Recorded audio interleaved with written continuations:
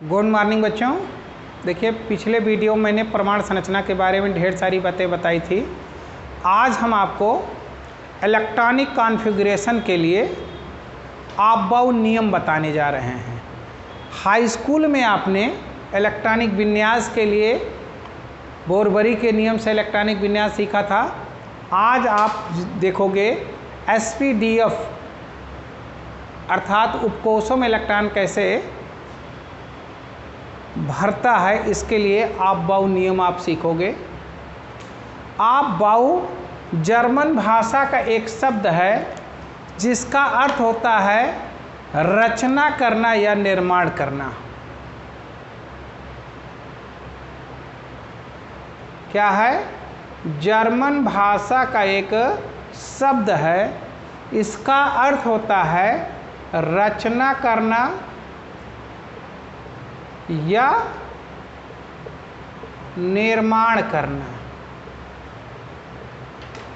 क्या रचना करना, क्या निर्माण करना? इलेक्ट्रॉनिक विन्यास की रचना करना या इलेक्ट्रॉनिक विन्यास बनाना। ठीक, इसमें कहा क्या गया है, इलेक्ट्रॉनिक विन्यास करते समय इलेक्ट्रॉनों का भराव निम्न ऊर्जा स्तर के उपकोष से उच्च ऊर्जा स्तर के उपकोष की तरफ होता है। अर्थात जब भी आप इलेक्ट्रॉनिक विन्यास करें, पहले इलेक्ट्रॉन सबसे कम ऊर्जा वाले उपकोष में भरें, फिर उससे अधिक ऊर्जा वाले उपकोष में भरें, फिर उससे अधिक ऊर्जा वाले उपकोष में भरें। अर्थात इलेक्ट्रॉनों का भराव निम्न ऊर्जा स्तर से उच्च ऊर्जा स्तर की तरफ होता है। अब सवाल ये आता है कि हम कैसे जानेंगे किस उपकोष की ऊर्जा कम है, किस उपकोष की ऊर्जा अधिक है। तो उसको आप नोट कर लीजिएगा, बड़ा इंपॉर्टेंट नियम है ये। इलेक्ट्रॉनिक विन्यास करते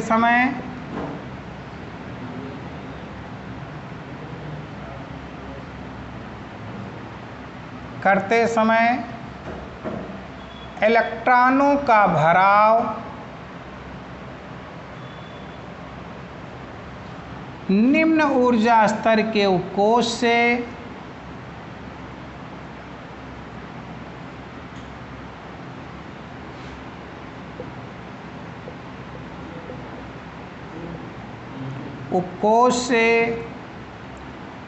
उच्च ऊर्जा स्तर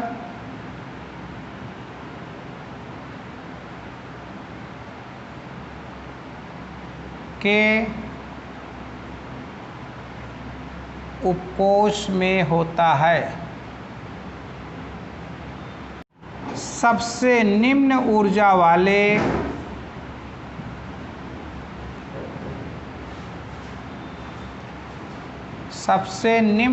वाले उपकोष में भरता है।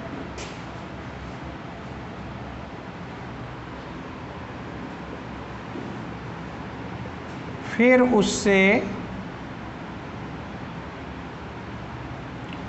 उससे अधिक ऊर्जा वाले उपकोष में, फिर उससे अधिक ऊर्जा वाले उपकोष में भरता है। अर्थात एक असेंडिंग क्रम में, lower to higher energy level. अब सवाल ये उठता है सबसे कम ऊर्जा स्तर किसकी होती है? तो सबसे उपकोषों के ऊर्जाओं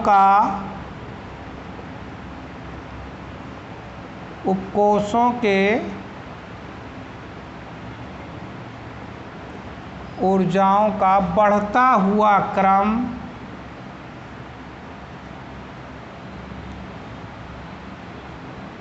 निम्न है। देखिए, सबसे कम ऊर्जा होती है 1s अर्थात पहले कक्षा के एच उपकोष का, फिर 2s, फिर 2p, फिर 3s, फिर 3p, फिर 4s, फिर 3d, फिर 4p, फिर 5s, फिर 4d, फिर 5p, फिर 6s, फिर 5d, फिर 6p, फिर 7s, 6s के बाद आएगा 4f, 4f के बाद आएगा 5d, 5d के बाद 6p, 7s, 5s, 6d, फिर 7p। देखिए सबसे पहले 1s में भरेगा, कै इलेक्ट्रॉन भरेगा? 2 इलेक्ट्रॉन भरेगा। फिर 2s में भरेगा, कै इलेक्ट्रॉन भरेगा? 2 इलेक्ट्रॉन भरेगा। फिर 2p में भरेगा, कितने इलेक्ट्रॉन? 6 इलेक्ट्रॉन। फिर 3s में कै इलेक्ट्रॉन भरोगे? 2 इलेक्ट्रॉन भरोगे। फिर 3p में कै इलेक्ट्रॉन भरोगे? 6 इलेक्ट्रॉन भरोगे। 3p के बाद 4s, 4s के बाद 3d, 3d में कितने भरोगे? 10 इलेक्ट्रॉन भरोगे। फिर 4p में कै इलेक्ट्रॉन भरोगे? 6 इलेक्ट्रॉन। 4p के बाद 5s, 5s के बाद 4d, 4d के बाद 5p, 5p के बाद 6s, 6s के बाद 4f भरोगे, 14 इलेक्ट्रॉन। फिर 4f के बाद 5d में 10 इलेक्ट्रॉन। फिर 6p भरोगे, 7s भरोगे, 5p भरोगे, 6d भरोगे, last में 7p। सबसे ज़्यादा ऊर्जा 7p का होता है, सबसे कम ऊर्जा 1s होता है। उपकोषों के ऊर्जाओं का ये बढ़ता हुआ क्रम आपके सामने लिखा हुआ है। अब सवाल ये उठता है कि आप इन उपकोषों के ऊर्जाओं का बढ़ता हुआ क्रम आप कैसे ज्ञात करेंगे? या तो आप इसको रट लीजिए, या फिर कोई जुगाड़ या तरीका होना चाहिए जिससे आप इसको बना सकें। तो आपको हम एक तरीका बताने जा रहे हैं कैसे आप इसको बनाएंगे।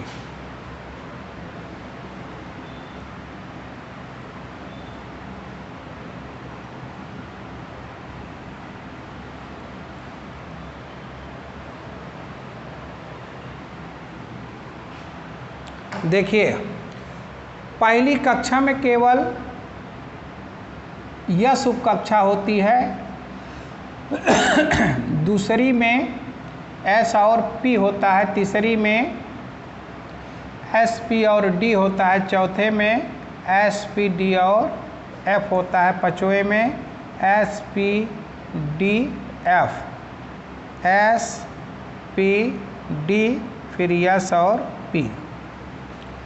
देखिए पहले में पहली कक्षा है तो इसको लिखा जाएगा 1s, दूसरे में 2s 2p, तीसरे में 3s 3p 3d, चौथे में 4s 4p 4d 4f, पांचवें में 5s 5p 5d 5s, छठवें में 6s 6p 6d 7s 7p। अब इनको हम देखें, सबसे पहले जब इलेक्ट्रॉन मेरा भरेगा तो सबसे पहले इलेक्ट्रॉन मेरा 1s में भरेगा। फिर 1s के बाद कहाँ भरेगा? 2s में भरेगा। 2s के बाद 2p, फिर 3s, फिर 3p 4s, फिर 3d 4p 5s, फिर 4d 5p 6s, फिर 4f 5d 7s, फिर ये। अब इसमें पहले 1s भरने के बाद हम इसको आपको ऐसे लौट करके यहाँ, फिर इसको लौट करके हम यहाँ, फिर इसको लौट करके हम यहाँ, फिर ये देखिए लौट करके हम यहाँ पे आएंगे। ये डॉट डॉट कह रहा है कि मैं लौट करके वहाँ पे,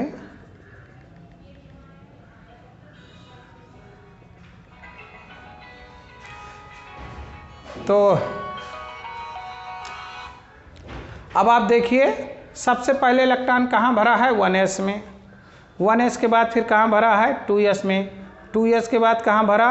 2p, 2p के बाद 3s, 3s के बाद 3p, 3p के बाद 4s, 4s के बाद 4s के बाद देखिए लौट करके फिर 3d में, 3d के बाद 4p, 4p के बाद 5s, 5s के बाद 4d, 4d के बाद 5p, 5p के बाद 6s, 6s के बाद 6s के बाद लौट करके 4f, 4f के बाद 5d, 5d के बाद 6p, 6p के बाद 7s, 7s के बाद 7s के बाद 5f, 5f के बाद 6d, 6d के बाद 7p। ये क्रम चाहे रट लो चाहे इसको ऐसे बना लो। अब इसको बनाने में थोड़ा आपके बुक में इसी प्रकार से दिया गया है। एक आज मैं आपको और भी तरीका बताता हूँ।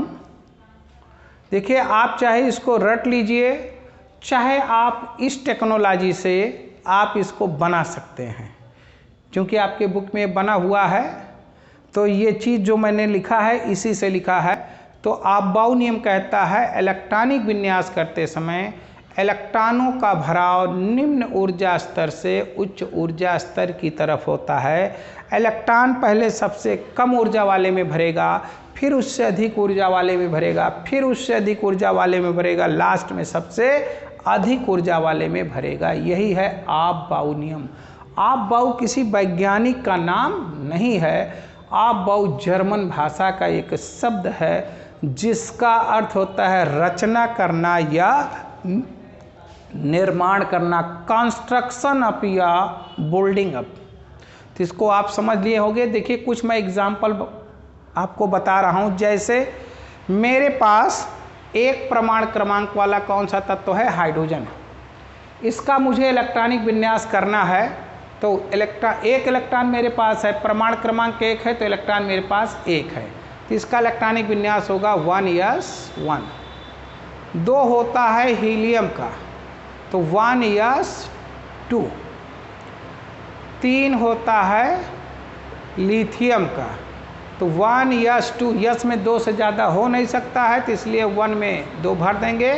फिर एक इलेक्ट्रॉन और बचा तो लिखेंगे 2s1। फिर 4 होता है बेरिलियम का, बेरिलियम में आ जाएगा 1s2, 2s2, क्योंकि 2 2 4। 5 होता है बोरान का, 1s2, 2s2, 2p1। 6 होता है कार्बन का, 1s2, 2s2, 2p2। इसी प्रकार आप 7 करेंगे नाइट्रोजन का, 1s2, 2s2, 2p3। 8 होता है ऑक्सीजन का, 1s2, 2s2, 2p4। 9 होता है फ्लोरीन का, 1s2, 2s2, 2p5। 10 होता है नियान का। देखिए 5 आ चुका है, तो 1s2, 2s2, 2p6। 11 होता है सोडियम का, तो देखिए 2p तक जब भर जाएगा तो 3s में जाएगा, तो 1s2, 2s2, 2p6, 3s1। 12 होता है मैग्नीशियम का। अब ये 12 आप चाहे पूरा इतना लिख लीजिए, चाहे 10 का ये 10 यहाँ नियान तक होता है, तो हमने यहाँ लिख दिया यानी नियान। इसका मतलब है कि आप इतना लिख लेंगे, फिर हो जाएगा 3s2। 13 होता है एल्युमिनियम का, तो यहाँ हम नियान का लिखेंगे, अर्थात ये लिखेंगे 3s2, 3p1। इसी प्रकार 14 होता है सिलिकॉन का, तो यहाँ लिखेंगे नियान। 10 हो गया, 3s2, 3p2, यानी कि 10 ये और 2 2 4, ये 10 4। 15 होता है फास्फोरस का, तो यहाँ हम पहले नियान का करेंगे, 3s2, 3p3। 16 होता है सल्फर का, यहाँ हम पहले नियान वाला उतारेंगे, फिर 3s2, 3p4। फिर 17 होता है क्लोरीन का, तो यहाँ हम लिखेंगे नियान का, 3s2, 3p5। 18 होता है आर्गन का, तो यहाँ लिखेंगे नियान, 3s2, 3p6। अब 3p जब भर जाएगा, अब 19वां इलेक्ट्रॉन आएगा तो 4s में जाएगा। ठीक, इस प्रकार से आप इलेक्ट्रॉनिक विन्यास करेंगे। 19वां इलेक्ट्रॉन 4s में जाएगा, 20वां इलेक्ट्रॉन 4s में जाएगा, फिर 21वां इलेक्ट्रॉन 3d में जाएगा, फिर 3d में आते आते कहाँ तक आएगा, 30 तक आएगा, फिर 31वां इलेक्ट्रॉन 4s में जाएगा। जब 21 से 30 का इलेक्ट्रॉनिक विन्यास हम करते हैं तो उसमें दो तत्व 24 और 29 में थोड़ा से अपवाद आता है। आइए उसकी चर्चा मैं करता हूँ। अब एक परमाणु क्रमांक 21 से 30 वाले तत्व का इलेक्ट्रॉनिक विन्यास देखिए, 21 होता है स्कैंडियम का, titanium, vanadium, chromium, manganese, iron, cobalt, nickel,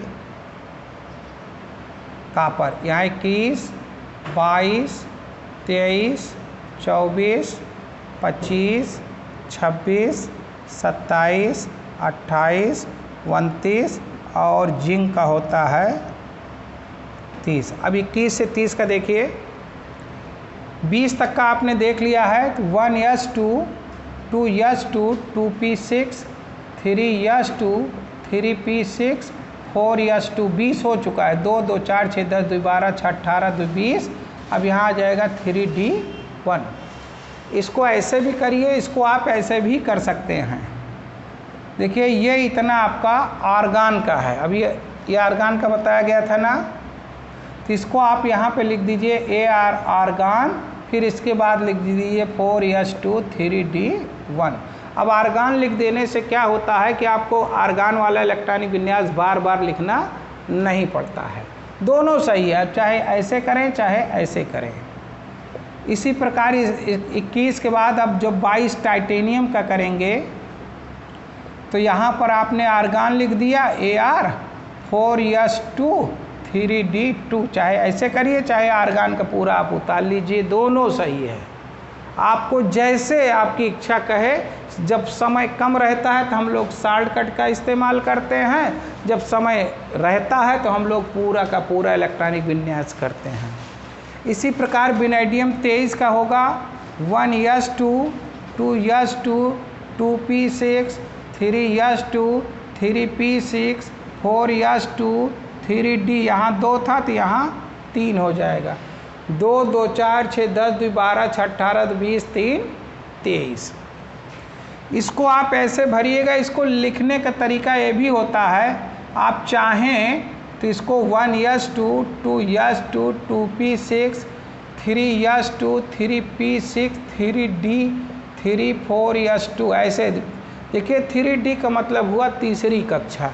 तीसरी कक्षा को चाहें तो आप अंदर करके लिख दीजिए, क्योंकि तीसरा सब इकट्ठा हो जाए, चौथा अलग हो जाए।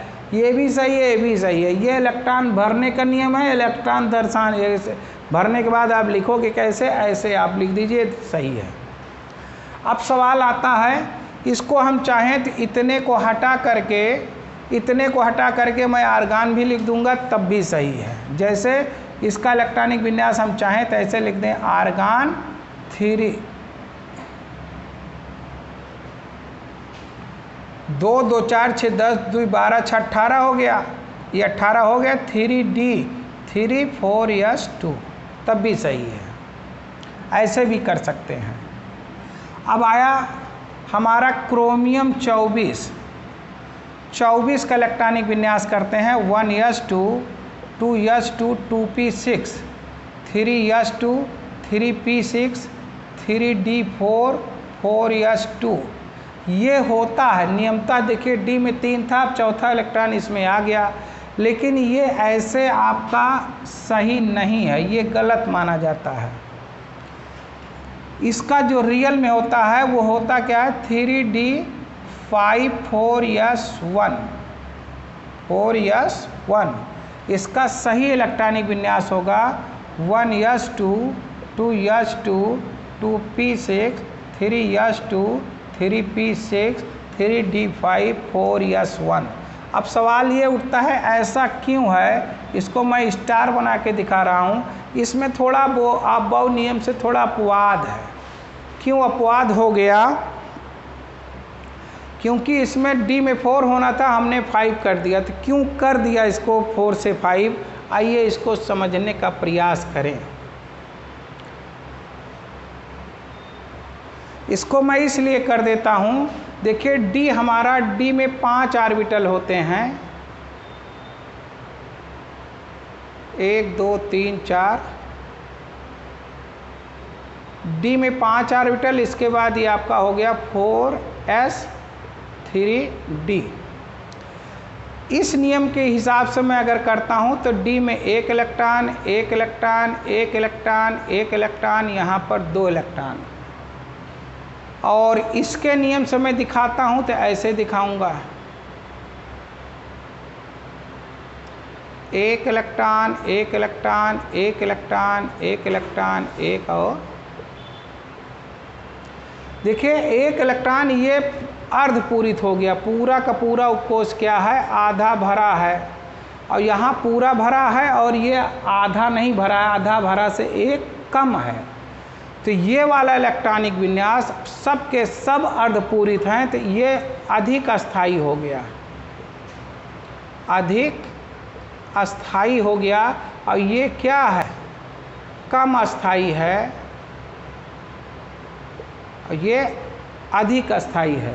तो इस इलेक्ट्रॉनिक विन्यास में अस्थायित्व को बढ़ाने के लिए मैं क्या करता हूँ, 1 इलेक्ट्रॉन निकाल के यहाँ कर देता हूँ, जिससे ये वाला इलेक्ट्रॉनिक विन्यास अधिक अस्थाई हो जाता है। तो ये क्यों कर दिया जाता है, तो आपका सिंपल जवाब होगा, अस्थायित्व को बढ़ाने के लिए यहाँ का 1 इलेक्ट्रॉन यहाँ चला जाता है और इसका इलेक्ट्रॉनिक विन्यास 3d5 4s1 हो जाता है। क्योंकि मैं जानता हूँ अर्धपूरित उपकोषों का स्थायित्व तो इस वाले इलेक्ट्रॉनिक विन्यास के स्थायित्व से ज़्यादा है। इसी प्रकार अब आप आयरन का जब करेंगे इलेक्ट्रॉनिक विन्यास तो यहाँ पे हो जाएगा 3d5 4s2, बाकी सब भरते चले आइए। कोबाल्ट का करेंगे 3d6 4s2, इसका करेंगे 3d7 4s2, इसका करेंगे 3d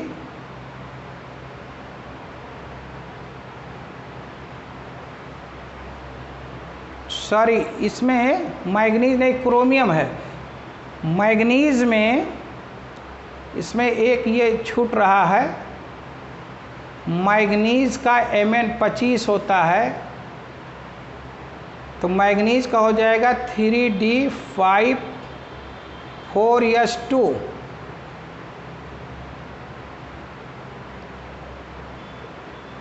आयरन का 3d6 4s2, कोबाल्ट का 3d7 4s2, निकिल का 3d8 4s2, कापर का 3d9 4s2। अब सवाल ये उठता है, कापर में भी यही समस्या खड़ी होती है जो क्रोमियम में होती है।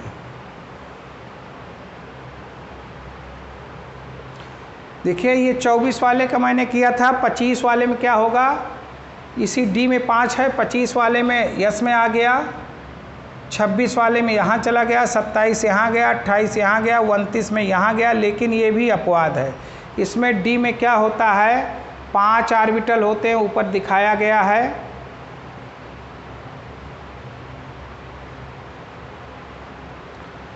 और इसके बाद 4s हो गया। तो डी में 3d9 1 2 3 4 5 6 7 8 9 और यहाँ पर 2 इलेक्ट्रॉन है। होना चाहिए ऐसे, लेकिन होता क्या है, 3d10 4s1, यहाँ का 1 इलेक्ट्रॉन निकल के यहाँ चला जाता है। क्यों जाएगा, क्योंकि अभी ऊपर बताया था जब ऑर्बिटल अर्धपूरित होते हैं या ऑर्बिटल पूर्ण पूरित होते हैं तो उनका स्थायित्व तो ज़्यादा होता है। तो इसलिए यहाँ पर 1 इलेक्ट्रॉन जब यहाँ से यहाँ चला जाता है तो इसका स्थायित्व बढ़ जाता है। अब 3d10 हो गया, इसका 1 इलेक्ट्रॉन निकल के यहाँ चला गया। अब ये क्या हो गए, पूर्ण पूरित हो गए, और ये अर्धपूरित हो गया। क्या हो गया, तो यहाँ पर न अर्धपूरित था न पूर्णपूरित था, यहाँ पे ये पूर्णपूरित हो गए, ये अर्धपूरित हो गए, अर्थात ये वाला इलेक्ट्रॉनिक विन्यास अधिक अस्थायी है। क्या है? अधिक अस्थायी है। और ये वाला क्या है? कम अस्थायी है। यही कारण है कि यस का एक इलेक्ट्रॉन निकल करके डी में चला जाता है। तो कॉपर का ये वाला इलेक्ट्रॉनिक विन्यास गलत है, ये वाला इलेक्ट्रॉनिक विन्यास सही है। अब आता है जिंक 30। जिंक 30 का इलेक्ट्रॉनिक विन्यास करेंगे तो यहाँ पर आएगा 1s2 2s2 2p6 3s2 3p6 3d10 4s2। तो आज आपने देखा कि क्रोमियम 24 और कॉपर 29 वाले में अपवाद है। यस का एक इलेक्ट्रॉन निकल करके डी में चला जाता है, बाकी 21 से 30 तक के इलेक्ट्रॉनिक विन्यास में कोई दिक्कत। इसी प्रकार से अब आप अपने बुक से क्या करें? अन्य तत्वों का इलेक्ट्रॉनिक विन्यास करें। यदि कोई दिक्कत आपको आती है तो आप उसको मुझसे पुनः संपर्क करेंगे। पुनः हमारे मोबाइल नंबर से आप पूछ लीजिएगा कि सर इसमें ये समस्या है। बाकी इसके आगे की कहानी अगले वीडियो में आप सीखेंगे। Okay, thank you.